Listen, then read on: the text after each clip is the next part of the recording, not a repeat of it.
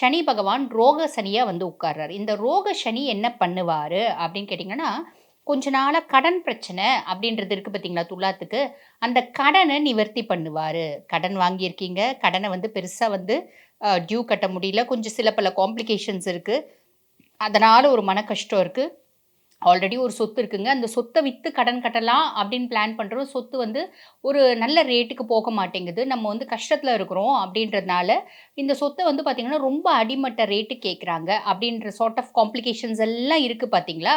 அதெல்லாம் வந்து பார்த்தீங்கன்னா, நிவர்த்தி ஆகும். கடன் வந்து குறையும்.